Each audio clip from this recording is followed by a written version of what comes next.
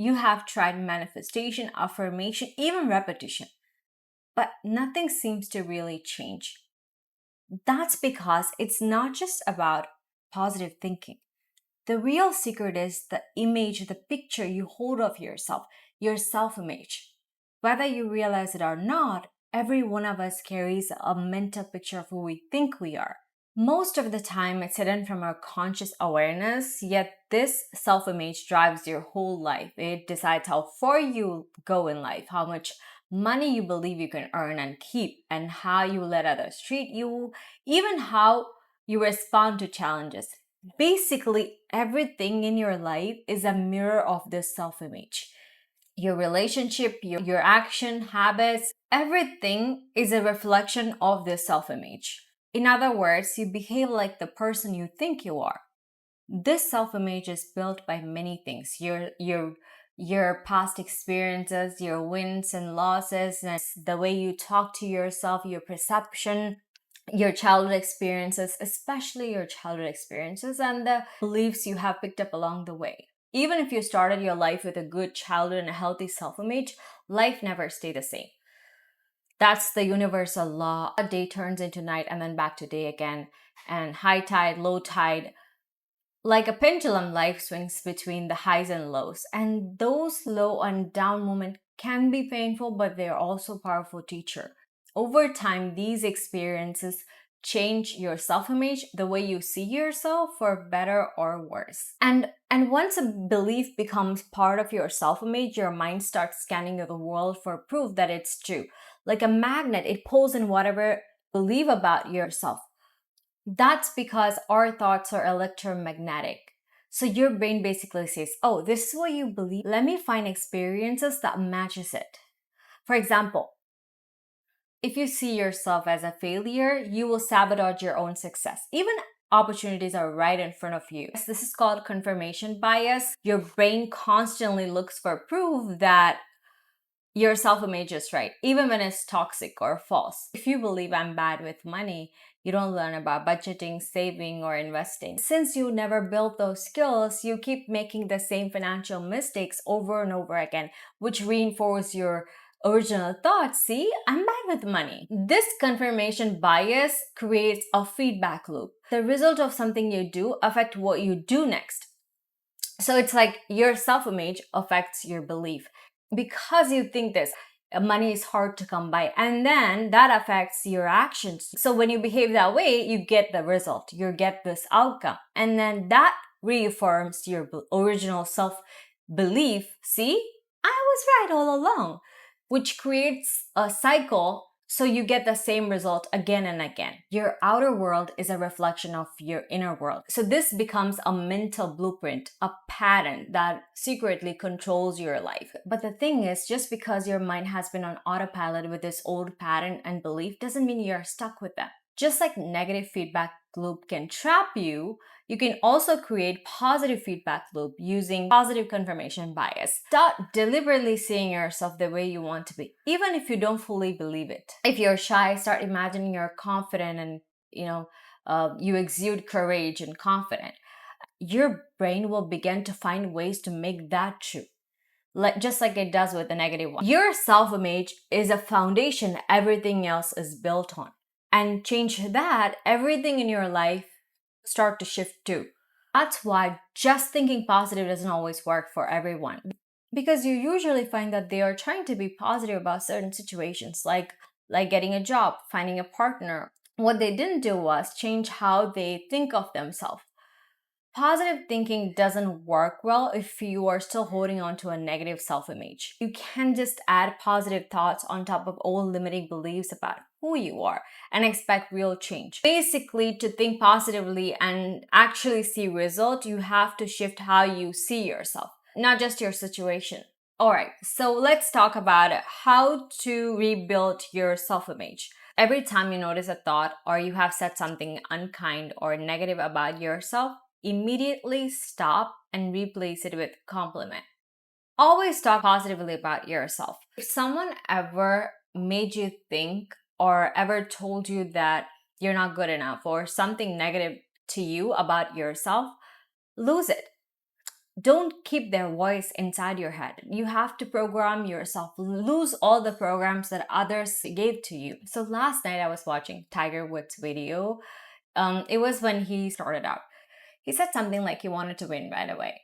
And the interviewer didn't like his answer. He didn't like his confidence at all. So he was like, he tried to humble him by saying, like, you are cocky. You're new, so you can expect to win. Like, I'm paraphrasing, by the way. Tiger Woods said something along the line, what's the point in going to the tournament if you are not trying to win? Understandably, he's right. But the interviewer is like, well, you will learn. He said that with a very condescending laugh. And Tiger Woods went on to win everything and proved he was right all along. Muhammad Ali also used to say he was the greatest before he became a champion, before he even owned any championship. The more you hear something, even from yourself, the unconscious accept it as true. So always say and think nice and positive thing about yourself. Even if you don't believe it, we want people to like us, understand us. But if you don't see your positive qualities, if you don't see that in yourself, others won't either. It all starts within. People tend to reflect back what you project. The outside is a reflection of your internal. If you genuinely believe in your worth, others are more likely to believe it too. But if you doubt yourself and constantly criticize your own action and focus only on your flaws, others will do the same. You know those times someone says something jokingly or just subtly digs at you? Please put them in their place. If their words make you feel uncomfortable or you get this negative vibe, you get that they are criticizing you in some way, even if it's like nice, nasty type of way, make sure that they know that no, I'm not a doormat. You cannot talk to me that way. Make sure that they know this. Check them immediately or cut them out of your life because your mental peace is more important than trying to please others. No one is worth your mental peace. I don't remember where I read this or heard this, but it's basically a parenting technique. You should never talk badly or negatively about your child in front of others. And you should never let anyone else talk negatively about your child either. So, for example, if someone said, hey, your child is kind of slow or he's kind of dumb, even if it's a joke, you need to check them right in front of your child. You should just change, oh no, he's very talented. He's not slow, he's very smart actually. Apply the same rules for yourself. Do the same for yourself. Be your own parent. Stand up for yourself and be protective of yourself. Even if you never had that kind of example growing up, you can't please everyone and not everyone's gonna like you or understand you, and that's fine because you don't even like everybody. So stop trying to please others and please yourself first. The next thing is stop comparing yourself with others. Do a social media detox once in a while because, again, if you find yourself constantly comparing yourself with others, mute them, unfollow them, or get rid of them, figuratively speaking. And yeah, protect your mental peace first. Here's the thing you need to understand and put it in your head. No one can be you. No one has your exact same experiences or your perspective. That's why there's only one you.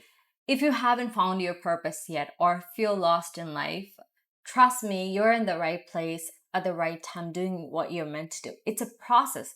For some people, right off the bat, they know what they want to do. For others, it's not a straight line. It's more like a zigzag or a con maze. But the divine timing is never wrong. You will get there when the time comes. Your journey is unique, so comparing yourself with others can actually hold you back from becoming the best version of yourself. Start celebrating your accomplishment and strength, even the small ones. We are our worst critics sometimes. We focus more on our failures and flaws and mistakes than our achievement and success. That needs to change. Think back on the moment where you felt proud of yourself. Focus on that. It could be something big or it could be something small. And if you can't think of anything, then imagine it. Because your mind can't tell the difference between the reality and imagination. What matters is focusing on those positive emotions and feel them fully. When you regularly focus on things that you have done well, you are training your brain to see yourself more positively. The repetition is a language of subconscious, the unconscious. So that's how you change the programs of your mind. The change won't happen overnight. The key is patience and consistency. Rome wasn't built in a day.